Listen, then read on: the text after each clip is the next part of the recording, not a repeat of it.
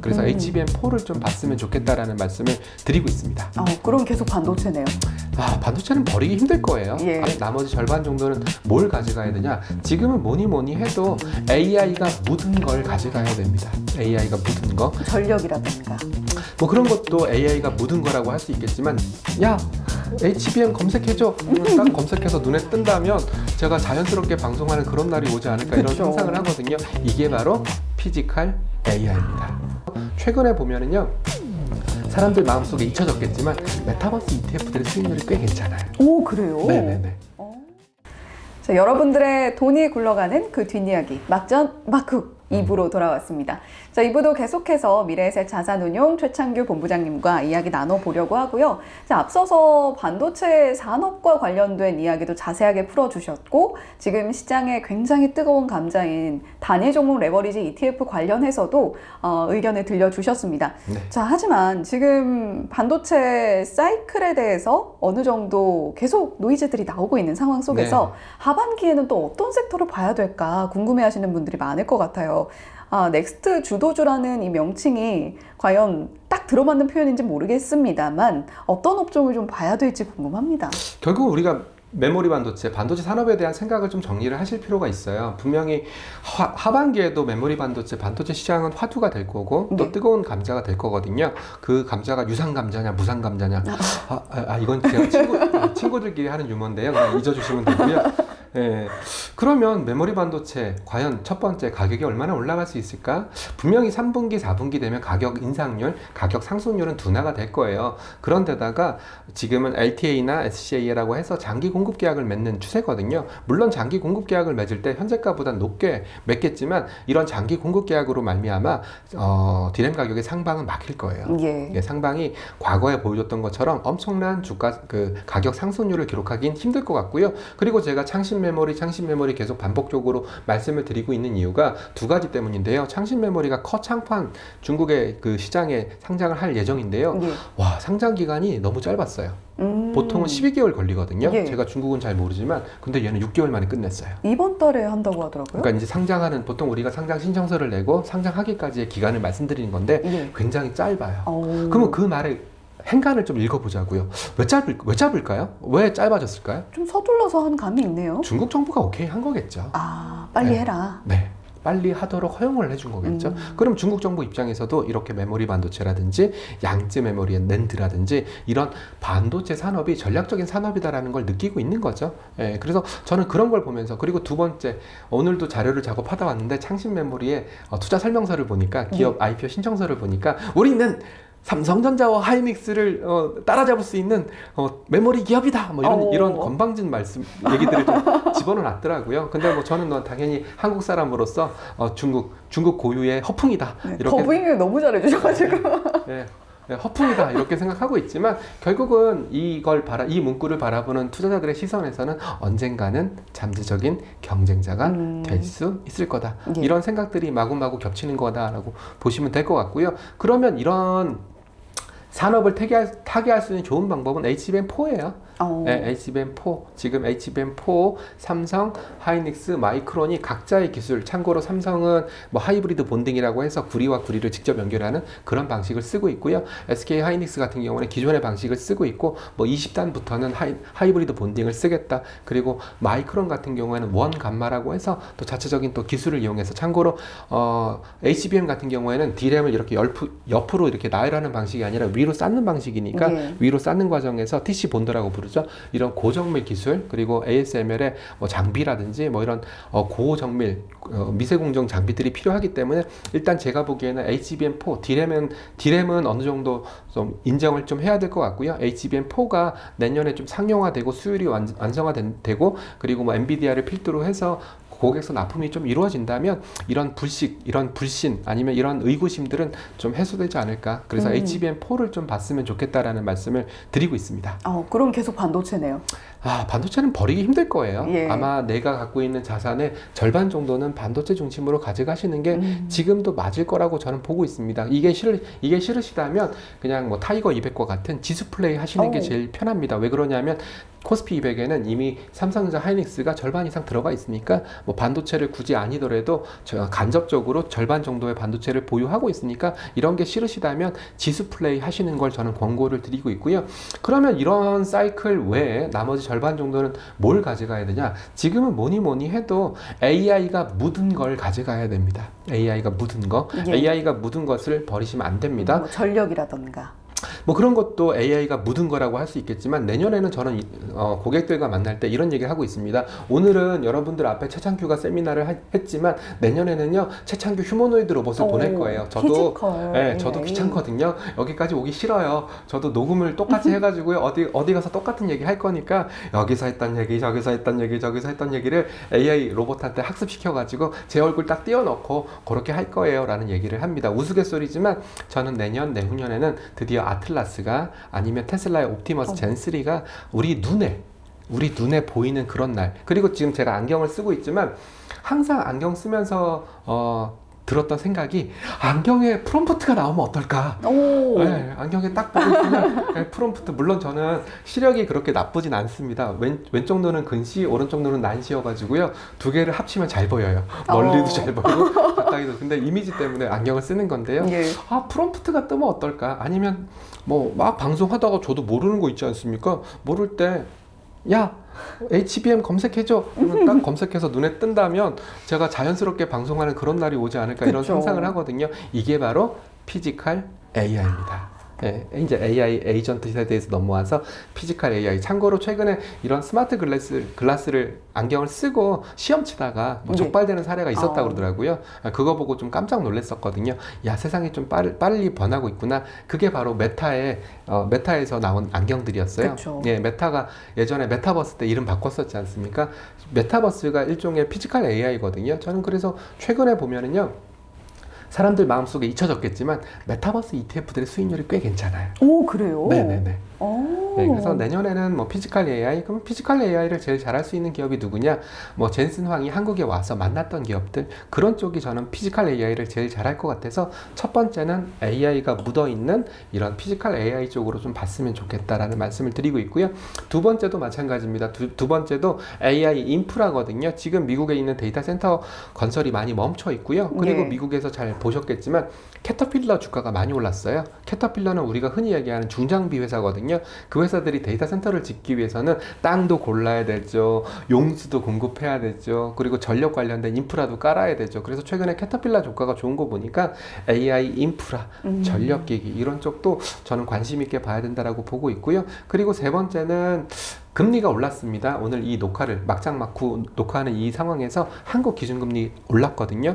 미국도 지금 계속 CPI, PPI가 좀 떨어져서 금리 인상 가능성이 조금 떨어지긴 했지만 미국도 끊임없이 금리 인상 얘기가 나오고 있습니다. 그러면 금리 인상 수혜주라고 할 수 있는 금융주라든지 아니면 금융주가 보통 고배당 주식이니까 네. 그리고 또 저도 반도체의 변동성에 많이 시달렸거든요. 그래서 좀 쉴 수 있는 고배당 인컴 이런 쪽을 한 세 축으로 가져가시면 어떨까라는 말씀을 드리고 있습니다. 오, 예. 어쨌거나 반도체를 놓고 가기는 좀 어려운 흐름들이 계속해서 전개가 되고 있기 때문에 반도체 쪽에서는 HBM4 쪽에 조금 더 무게를 둬보자라고 말씀을 해주셨고 그 밖에 세 개의 축을 언급을 해주셨어요. 첫 번째로는 일단 피지컬 AI, 전반적으로는 AI가 묻어있는 쪽을 모두 보자였는데 두 번째로는 AI 인프라, 세 번째는 금융주 말씀을 해주셨어요. 또 간밤에 JP모건 실적이 나왔던데 실적 굉장히 좋게 나오면서 미국 시장에서 폭등하는 모습도 보여줬습니다. 그런 만큼 우리가 이렇게 좀 시장에 마음을 좀 놓고 갈 수 있는 섹터들로 한번 좀 꾸려보는 것도 좋겠다라고 말씀을 해주셨어요. 자, 연계해서 볼만한 ETF로 코스피 200 언급을 해주셨는데 사실 반도체 쪽을 계속 보시는 분들이라면 반도체 ETF 굉장히 많이 나왔잖아요. 뭐 커버드콜 상품도 나오고 액티브 ETF 아니면 뭐 두 개 투톱 종목에 집중한 ETF 정말 많이 나왔는데 볼만한 좀 ETF 있을까요? 네, 저희가 상호를 말씀드리면 컴플라이언스 노티스에 걸릴 수 있으니까 예. 제가 일단 주어는 생략하고요. 참고로 저는 미래에셋 자산운용 소속입니다.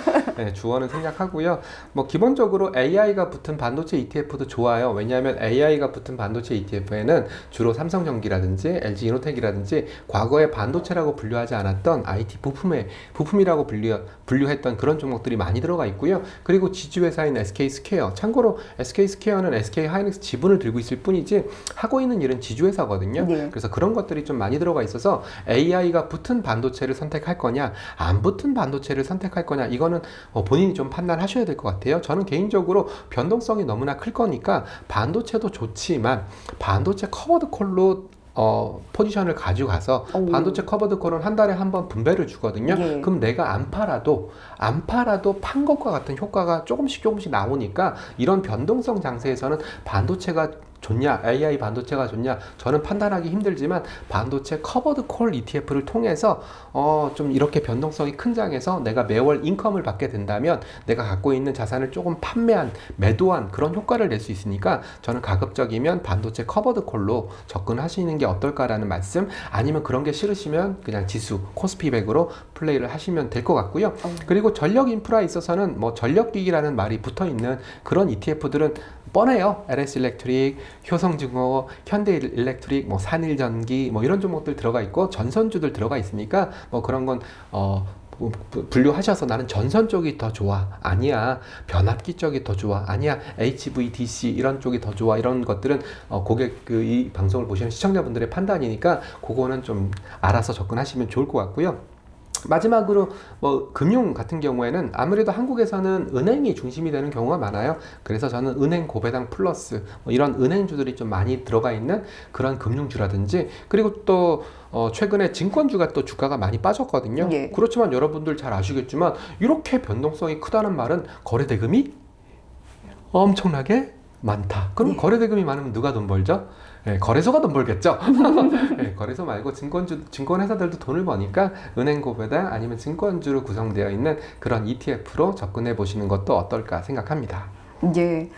말씀해 주신 김에 지금 커버드콜 이야기를 해주셨잖아요. 앞서서 쇼까마도 워낙 쉽게 설명을 해주셨기 때문에 커버드콜 상품이 어떻게 분배금을 만들어내는가에 대해서도 좀 설명 부탁드려도 될까요? 네, 커버드콜은 교과서적으로 말씀을 드리면은요, 기초지수를 매수를 해요. 만약에 기초지수 가격이 100이다 라고 가정을 해보겠습니다. 100만큼 매수를 하고요. 그리고 기초지수 가격이 100이니까 나는 110 정도에 해당되는 콜옵션을 매도를 합니다. 그렇게 될 경우에 콜옵션을 매도했을 때 콜옵션을 매수하려고 하는 사람, 이 사람은 누구냐면은 나는 이 기초지수가 최소한 110 이상은 올라갈 거야. 111, 112, 113까지는 모르겠지만 나는 110 이상은 올라갈 거야 라고 생각하는 사람이 콜옵션을 매수를 하는 거고요. 뭐 물론 매수하는 가격은 조금씩 틀리겠죠. 시장이 굉장히 울퉁불퉁 크게 움직인다면 당연히 100에서 110까지 금방 가겠죠. 그러면 굉장히 비싼 돈을 주고 콜옵션을 살 거고요. 뭐 최근 뭐 시장이 잠잠하다면 아유 100에서 110까지 10% 올라갈 수 있겠어? 이럴 때는 당연히 콜옵션을 사려고 하는 사람은 좀 낮은 가격을 주고 살 수밖에 없겠죠. 그렇지만 지금은 전자에 해당되는 변동성이 굉장히 큰 상황이니까 콜옵션을 사려고 하는 사람들은 굉장히 비싼 돈을 주고 살 거예요. 제가 1원을 주고 산다라고 가정을 해볼게요. 저는 기초자산을 100을 갖고 있고요. 그리고 콜옵션 110 행사가를 1원 주고 매수하는 사람한테 팔았어요. 근데 110까지 안 올라가게 된다면 저는 그 1원만큼이 수익이니까 100에 해당되는 기초자산, 그리고 1원에 해당되는 콜옵션 매도 수익, 그래서 저는 100일이 되는 거고요. 이 1만큼을 분배로 돌려주는 게 커버드 콜의 가장 기본적인 메커니즘입니다. 예. 근데 뭐 최근에 커버드 콜은 많이 진화를 했어요. 과거에는 내가 기초자산을 100만큼 갖고 있으면 옵션 매도도 100만큼 똑같이 매도를 해서 옵션 매도와 기초자산 매수의 수량을 똑같이 맞춰서 예를 들어서 110까지 넘어서게 되면 그때부터는 다 손실이니까 수익이 하나도 발생하지 않는, 즉 상승 참여율이 빵이 되는 그런 게 교과서적인 커버드 콜이었다면 요즘은 기초자산이 100이면은 옵션 매도를 10 또는 20만큼만 매도를 쳐서 나머지 80만큼은 시장 상승을 따라가게 하는 그런 커버드 콜 2세대, 3세대 커버드 콜도 등장을 했으니까 반드시 내가 커버드 콜 ETF를 투자를 한다면 얼마만큼 그만큼 옵션 매도를 해서 상승 참여율을 얼마나 따라가는지도 반드시 체크를 해보셔야 됩니다. 예, 아무래도 이 상품으로 거래가 되다 보니까 실제로 시장이 올라가는 만큼 내가 수익을 누리면서 배당금, 분배금도 함께 가져갈 수 있는 구조인가를 따지려면 이 옵션의 비중을 반드시 체크할 필요가 있다라고 말씀을 또 해주셨습니다. 그리고 또 최근처럼 시장이 저는 올해 8,000포인트가 좀 고점이 될 것 같아. 그 이상까지는 못 갈 것 같아. 이런 생각 갖고 계시는 분들은 옵션 매도 많이 치는 ETF가 좋을 수 있거든요. 그러겠네요. 나는 8,000 이상 못 올라갈 거야. 죽었다 깨어나도 반도체는 더 못 올라갈 거야. 이런 분들한테는 옵션 매도 많이 치는 커버드 콜이 좋을 수가 있는 거고요. 아니야, 나는 전고점 9,000까지 갈 거야. 이런 분들한테는 같은 커버드 콜이라도 콜옵션 매도를 조금 친 커버드 콜이 좋을 수 있으니까 좀 생각할 게 많아요. 그래서 이 방송 좀 구독해 주시고요. 많이 구독해 주시면 제가 자주자주 나와서 다음번에는 신전 떡볶이를 먹으면서 그런 날이 왔으면 좋겠습니다. 지금 박제 되신 겁니다. 역시 영상의 무서움이 이건 것 그럼요. 같아요. 옛날에는 저도 참 많이 틀렸거든요. 많이 틀릴 때 제가 했던 그 비장의 무기가 뭔지 아세요? 저도 당연히 시황도 했고 파생 시황도 했고 만길 전략도 짜고 해서 많이 틀렸어요. 그때 틀렸을 때 저의 비장의 무기는요, 침묵, 잠적. 사람들 잊혀질 때까지. 잠적하시면 안 돼요? 네, 연예인들이 보통 그러잖아요. 연예인들이 사고 빵 치고 나서 한 1, 2년 자숙했다가 또 잊혀지면 짜잔 등장해서 언제 그랬냐는지 똑같았어요. 저희 같은 전략을 하시는 분들 다 똑같았었거든요. 저는 이러면 안 된다고 봐요. 이렇게 시장이 흔들리고 시장이 너무나 변수가 많고, 그리고 저도 틀릴 수 있죠. 저도 하반기에 HBM을 보십시오. 삼성전자가 더 안 좋을 것 같습니다. 하이닉스가 더 좋을 것 같습니다. 틀릴 수 있죠. 근데 틀렸다고 해서 가만히 있거나 숨어 있거나 또 이러면은 오히려 저는 시청자분들에 대한 배신이라고 생각하거든요. 어차피 저의 영상은 다 남아 있을 테니까요. 그래서 이 신뢰가 제일 중요하고, 신뢰를 쌓기 위해서는 틀려도 왜 틀렸는지, 틀린 이유가 뭔지 이런 걸 한번 분석해 보면서 다음번에는 안 틀리면 되잖아요. 그럼요. 네, 그리고 다음번에 또 틀리게 되면 저를 휴먼 인덱스로 삼으시면 돼요. 소위 말하는 그 밈 있잖아요. 소장님만 나오시면 야, 드디어 소장님 나오셨다. 저를 그런 목적으로 활용해 주시면 되거든요. 저는 계속 틀리면 되죠. 계속 틀리면 저 사람만 거꾸로 하면 된다, 이런 생각을 또 하실 수가 있으니까 저는 꾸준히 하도록 하겠습니다. 네. 다음에 틀리시면 저희가 신전 떡볶이라도 대접을 해드리면서 우리 본부장이 위로를 해드리는 것으로. 신전 떡볶이 또 광고 붙는 거죠? 광고 꼭 붙었으면 좋겠습니다.